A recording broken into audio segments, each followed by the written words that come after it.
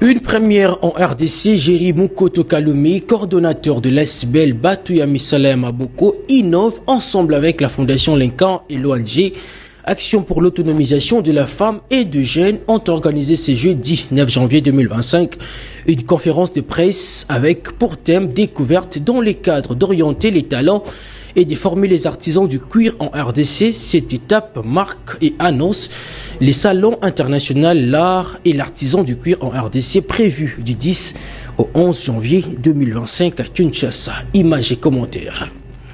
L'objectif majeur de cette grande rencontre, ayant réuni plusieurs jeunes venant des 4 coins et recoins de la capitale, et c'est des différentes provinces, était de communiquer sur le projet innovant du premier salon international, l'art et l'artisan du cuir en RDC. Face à la presse, les artistes et artisanats du cuir, une série de questions-réponses a été ouverte pour agrémenter les débats. Très satisfait du bon déroulement de la dite journée, l'organisateur et fondateur de cette association sans but lucratif dénommé Batouyami Saleh Maboko, Jérémy Mukoto Kaloumi s'est exprimé en ces termes. L'objectif principal, c'est d'abord de savoir regrouper les corps de métier.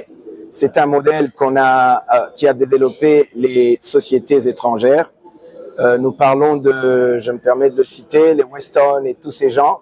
C'est des personnes qui ont su se regrouper comme nous essayons de le faire aujourd'hui dans les années passées. Et ils ont créé des écoles fortes. Ils ont créé un modèle de travail, un modèle technique qu'ils ont imposé. Aujourd'hui, on sait reconnaître une chaussure française, un sac italien, on sait reconnaître un modèle anglais, etc.